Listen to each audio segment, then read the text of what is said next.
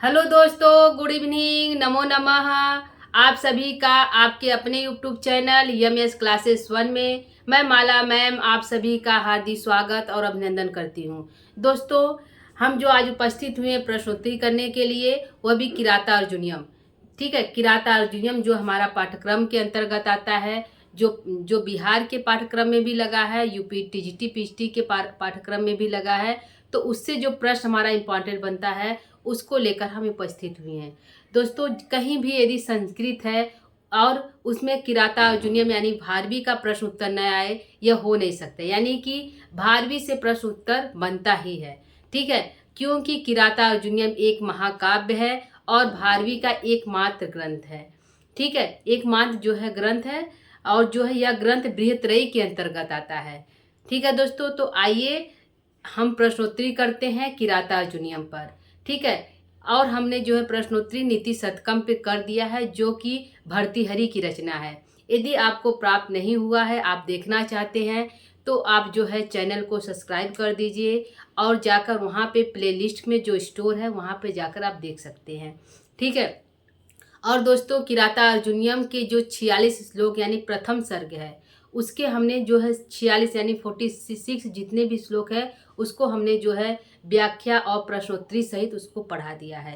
यदि आप उसको पढ़ना चाहते हैं तो वहाँ पे जाकर प्लेलिस्ट के द्वारा आप उसको देख लीजिए। ठीक है दोस्तों, तो आइए हम यहाँ पे प्रश्नोत्तरी स्टार्ट करते हैं। ठीक है, तो आज का हमारा जो पहला प्रश्न है, पहला प्रश्न हमारा यह है कि दोस्तों, इसमें कहा गया है कि भारवी किसके उपासक थे। जो भारवी है, जो किराता अर्जुनियम के लेखक है और जो उनकी एक महाकाव्य है किराता अर्जुनियम। तो कहा गया है कि इसमें जो भारवी है, महाकवि भारवी, उन्होंने किस देवता की उपासना की। ठीक है, विष्णु की, कि शिव की, कि ब्रह्म की, कि सरस्वती की, यानी किसकी उपासना की। ठीक है, तो हर कवि का अपना एक जो है उपासक होता है, वह किसी न किसी देवी देवता का उपासक होता है, भक्त होता है। तो यहाँ पे प्रश्न है कि जो भारवी थे वह किसके उपासक थे। ठीक है, तो हमारा आंसर है दोस्तों शिव के उपासक थे। ठीक है, क्या आंसर है? शिव के उपासक थे। जो भारवी थे वह शिव के उपासक थे, शिव के। ठीक है, शिव के उपासक थे। ठीक, दूसरा प्रश्न हमारा है दोस्तों कि बृहत्रयी के अंतर्गत कौन से महाकाव्य है। ठीक है, बृहत्रयी के अंतर्गत दोस्तों हमारा जो है किराता अर्जुनियम आता है, लेकिन इसके सिवा और कितने ग्रंथ आते हैं जो बृहत्रयी के अंतर्गत आते हैं। बृहत का अर्थ होता है बड़ा, त्रयी का मतलब होता है तीन। तीन ऐसे जो है ग्रंथों का नाम है जो बृहत्रयी के अंतर्गत आते हैं। ठीक है, बृहत माने बड़ा, त्रयी माने तीन। तीन ग्रंथ जो है बड़े हैं, उस तो वो जो महाकाव्य के अंतर्गत आते हैं वो कौन कौन से हैं। ठीक है दोस्तों, तो पहला हमारा जो है ग्रंथ है भारवी का किराता अर्जुनियम। ठीक है, माघ का शिशुपाल वधम और जो है श्रीहर्ष का नैषधि चरितम।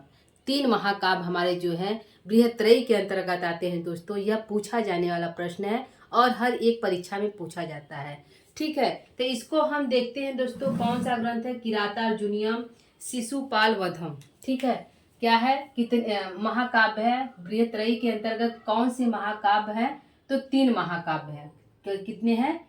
तीन महाकाव्य है, तीन महाकाव्य है। ठीक है दोस्तों, तो बृहत्रयी के अंतर्गत कौन से महाकाव्य? तीन है। तो जैसे पहला हमारा हो गया, पहला है किराता अर्जुनियम, किराता अर्जुनियम। ठीक है, किराता अर्जुनियम। दूसरा हमारा क्या है दोस्तों? दूसरा हमारा है शिशुपाल वधम, शिशुपाल वधम।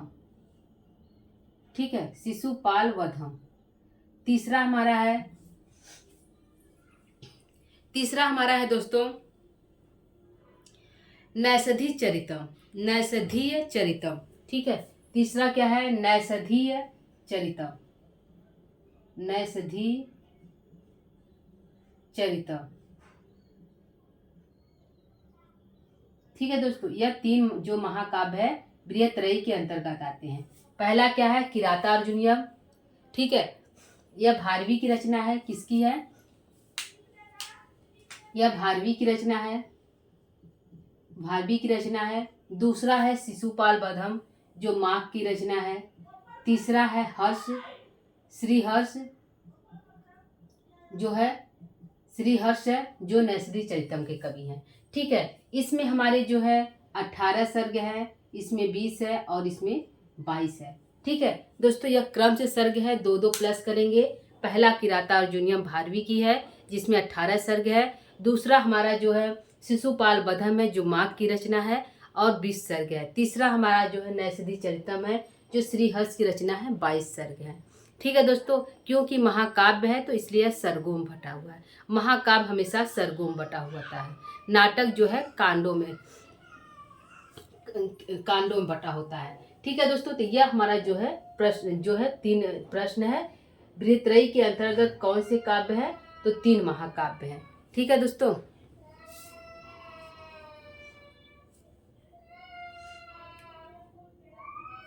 ठीक है। अगला प्रश्न है किराता अर्जुनियम में कितने सर्ग हैं? ठीक है, तो किराता अर्जुनियम दोस्तों आंसर है भारवी के 18, तो यहाँ पे हम लिख लेते हैं 18 सर्ग है। ठीक है दोस्तों, कितना है? 18 सर्ग है, 18 सर्ग है।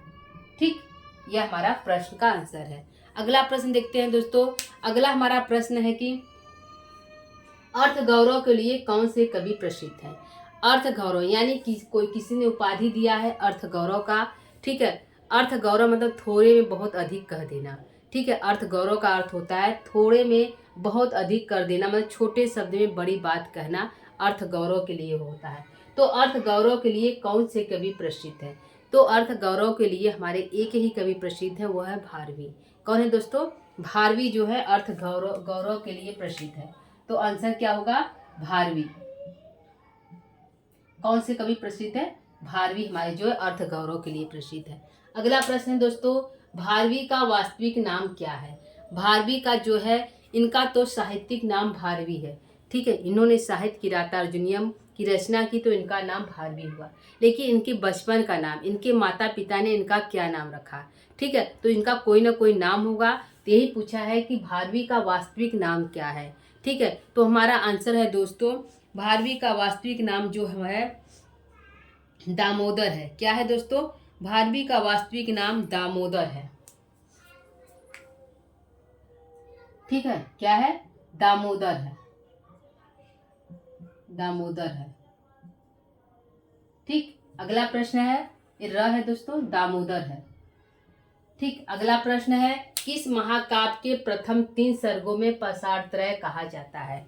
ठीक है, तो यह प्रश्न है कि ऐसा कौन सा महाकाव्य है जिसके प्रथम, द्वितीय, तृतीय तीनों सर्गों को पाषाणत्रय कहा जाता है?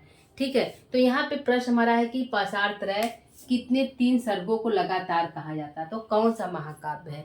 ठीक है दोस्तों, तो हमारा आंसर होगा किराता अर्जुनियम।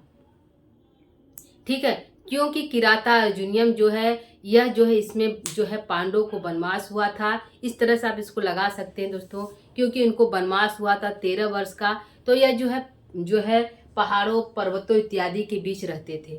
ठीक है, तो जो पहला, दूसरा, तीसरा जो सर्ग है वो पाषाणत्रय इसलिए कहा गया क्योंकि पाषाणों के बीच में यह निवास करते थे। ठीक है, वहाँ पे तपस्या इत्यादि करते थे, इसलिए इस महाकाव्य को जो है पाषाण महाकाव्य कहा जाता है। इस तरह से आप इसको याद कर सकते हैं, स्मरण रख सकते हैं। ठीक है, तो किस महाकाव्य के प्रथम 3 सर्गों को पाषाणत्रय कहा जाता है? तो किराता अर्जुनियम की। ठीक है, किसके? किराता अर्जुनियम की, किराता अर्जुनियम की। ठीक है, किराता अर्जुनियम के 3 सर्ग को जो है पाषाणत्रय कहा जाता है। ठीक है दोस्तों, तो आप इसको ध्यान रखिएगा क्योंकि पांडवों को वनवास हुआ था, वह जो है जंगलों इत्यादि में रहते थे, पर्वतों के बीच रहते थे, और इसलिए इसके जो सर्ग का निवास जो है पहले ही 3 सर्गों को लगातार पाषाणत्रय कहा गया। ठीक है, अगला प्रश्न है सहसा विदधित न क्रियाम, यह किस कवि का प्रिय श्लोक है? यह श्लोक कवि का प्रिय श्लोक है, तो किस कवि का है? तो भारवी का है। किसका है दोस्तों? भारवी का यह प्रिय श्लोक है। ठीक है, यह कवि ने कब लिखा है? जो सहसा विदधित न क्रियाम, यह कवि ने कब लिखा? जब यह अपने पत्नी के साथ रहते थे ससुराल में, जिनके पिता ने मतलब कुछ कह दिया तो ये ससुराल चले गए पश्चाताप के लिए। तो वहाँ पे उनको बहुत अधिक खाने इत्यादि प्रॉब्लम थी, दिक्कत थी। तो वह जो एक श्लोक लिखकर अपनी पत्नी को दिए, बोले कि जाओ उसको, एक ब्राह्मणी है उसको, व्यापारी पत्नी उसको दे आओ। तो इसमें जो है वह जो है अपने कमरे में जो है लगा देती है। तो इसमें इसका अर्थ है कि सहसा विदित न क्रिया। सहसा व्यक्ति को किसी भी कार्य को, यदि व्यक्ति कोई कार्य कर रहा है तो उसे बिना सोचे विचारे न करे। ठीक है, यदि हम कार्यों को सोच विचार कर रहे हैं तो उसका जो प्रतिफल होगा, जो फल होगा, अच्छा होगा। यदि हम बिना विचारे कार्य करेंगे तो उसका जो है फल जो है मतलब अच्छा नहीं हो सकता। तो सहसा विदित न क्रिया, सहसा विदित न करें, बिना सोचे विचारे जो है कार्यों को न करें। इस श्लोक को जब, ठीक है, इस श्लोक को दोस्तों इसको सुन लीजिए। इस श्लोक को जब उसके व्यापारी जब वह आता है, ठीक है, जब वह जाता है अपनी पत्नी को छोड़कर, तो वह जो है उसके पेट में जो है वह गड़बड़ी रहती है। ठीक है, वह 15-20 साल 18 साल कुछ दिन बाद आता है, जिससे उसका जो पुत्र होता है बहुत बड़ा हो जाता है और जो है उसके ही अपनी मम्मी के पास यानी माता के पास उसी रूम में सोया हुआ होता है। जब व्यापारी वापस आता है दोस्तों तो वह देखता है कि मेरे ही कक्ष में मेरी पत्नी के मतलब बेड पर कौन सोया है, तो वह उसको मारना चाहता है। तभी उसका जो है व्यापारी का दृष्टि जो है इस श्लोक पर पहुंचता है, सहसा विदित न क्रिया। इस श्लोक पर पहुंचता है जिससे वह रुक जाता है, वो उसको नहीं मारता है। और जब उसको नहीं मारता है तो उसको जगाता है और उसकी पत्नी से पूछता है, अपनी पत्नी से पूछता है, सॉरी दोस्तों, अपनी पत्नी से पूछता है कि यह कौन है। तो पता चलता है कि यह उसका पुत्र है। इसलिए कहा गया इस श्लोक में यही था कि बिना सोचे विचारे कार्य न करे, तो वह जो है व्यापारी रुक जाता है, जिससे कि वो अनर्थ करने से बच जाता है। ठीक है दोस्तों, तो यह इसका इसीलिए कहा गया है कि यह इसका जो है 12वीं का प्रिय श्लोक है। ठीक है, इसलिए इसका जो है 12वीं का प्रिय श्लोक कहा गया है। सहसा विदित न क्रिया, बिना सोचे विचारे किसी भी कार्य को न करे। अगला श्लोक प्रश्न है दोस्तों, किराता अर्जुनियम के प्रथम सर्ग में कितने छंद हैं? ठीक है, किराता अर्जुनियम के प्रथम सर्ग में 3 छंद का प्रयोग किया गया है। कितने छंदों का प्रयोग किया गया है दोस्तों? 3 छंदों का प्रयोग किया गया है, 3 छंदों का। ठीक है, 3 छंदों का प्रयोग किया गया है। तो पहला छंद हमारा क्या है दोस्तों? तो पहला छंद हमारा है, ठीक है, वंशस्थ छंद। पहला क्या है? 3 छंदों का प्रयोग किया गया है दोस्तों। तो कुल श्लोक हमारा कितना है? श्लोक हमारा कितना है? 46 है। ठीक है, कितना है? 46 है। ठीक है, तो 48 श्लोक तक यानी कि 48 श्लोक तक 46 है तो 44 श्लोक तक 44 श्लोक तक वंशस्थ छंद का प्रयोग किया गया है। ठीक है, वंशस्थ छंद का प्रयोग किया गया है, छंद का प्रयोग किया गया है 46 श्लोक तक। 44 श्लोक तक। कुल श्लोकों की संख्या 46 है, 46 है प्रथम सर्ग में। तो 44 श्लोक तक वंशस्थ छंद का प्रयोग किया गया है। एक श्लोक यानी 45 में हमारा किस छंद का प्रयोग किया गया दोस्तों? तो पुष्पिताग्रा छंद का। किसका? पुष्पिताग्रा छंद का प्रयोग किया गया है। पुष्पिताग्रा छंद का प्रयोग किया गया है।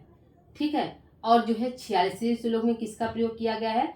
तो मालिनी छंद का, मालिनी छंद का प्रयोग किया गया है। ठीक है दोस्तों, तो यह 3 छंदों का प्रयोग किया गया हमारे प्रथम सर्ग में। प्रश्न है, किराता अर्जुनियम के प्रथम सर्ग में कितने छंद हैं? तो 3 छंदों का प्रयोग किया गया है, वंशस्थ छंद, पुष्पिताग्रा छंद और मालिनी छंद। ठीक है, 44 श्लोक तक वंशस्थ छंद का प्रयोग किया गया है, 45 में पुष्पिताग्रा छंद का और 46 में 46 में मालिनी छंद का प्रयोग किया गया है। ठीक है दोस्तों, यह हमारा था किराता अर्जुनियम के प्रथम सर्ग में कितने छंद हैं।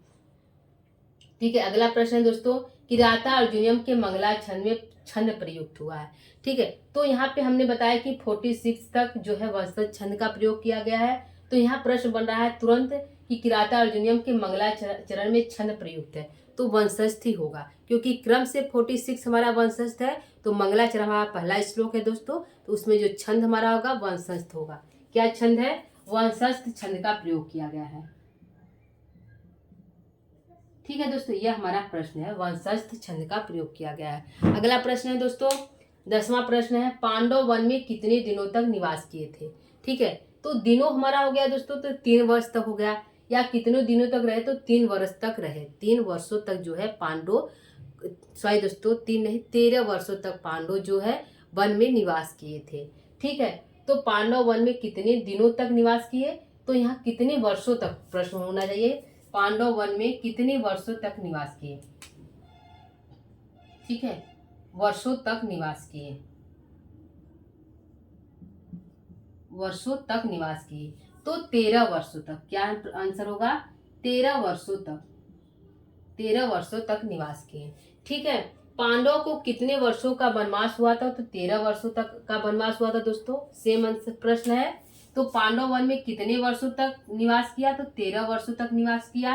अगला प्रश्न है कि पांडवों को कितने वर्षों तक वनवास हुआ था, कितने वर्ष का वनवास हुआ था दोस्तों, कितने वर्ष का वनवास हुआ था, तो 13 वर्ष का।